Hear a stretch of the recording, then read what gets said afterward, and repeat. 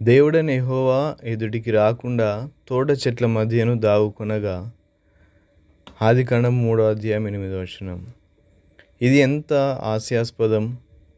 తోట చెట్ల మధ్యను దాగుకొని దేవునికి కనిపించకుండా ఉండాలనుకోవడం. సమస్తము తెలిసిన, సమస్తము చూడగలిగిన దేవాది దేవునికి కనిపించకుండా మనిషి దాగుకొనగలడా? ఇది సాధ్యమా? కానీ ఆదాము అవ్వ వారు చేసిన పాపాన్ని ఒప్పుకోకుండా అవివేకముతో దేవుని దగ్గర దాగుడు మూతలాడుతున్నారు. జాగ్రత్త ప్రియమిత్రమా! దేవునికి తెలియకుండా ఏదైనా చేయాలనుకోవడం, దేవుని దగ్గర దాచే ప్రయత్నం చేయడం, దేవుని యొద్దకు వెళ్ళకుండా తప్పించుకొని తిరుగుతూ దేవునికి తెలియదులే, దేవుడు చూడలేదులే, ఈ ప్రపంచం వీధి వీధి గడప గడప మొత్తం ఒకేసారి ఏమి చూస్తాడు అని అనుకోవడం అవివేకం. ఆయనకు సమస్తము తెలుసు, ఆయన సమస్తము చూడగలవాడు, ఆయన సమస్తమును చూస్తూ ఉన్నవాడు. మనము పాపము చేసి మన తోటి వారికి తెలియకుండా దాచిపెట్టగలము, కానీ దేవుని దగ్గర దాచిపెట్టడం ఏ ఒక్కరికి సాధ్యం కాదు.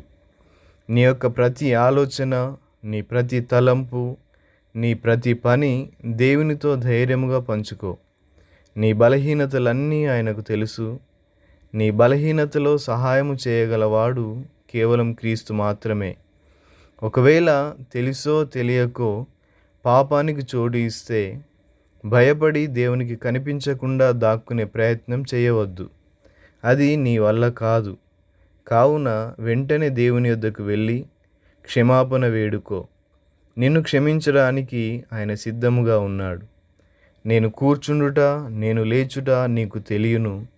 నాకు తలంపు పుట్టక మునుపే నీవు నా మనస్సు గ్రహించుచున్నావు.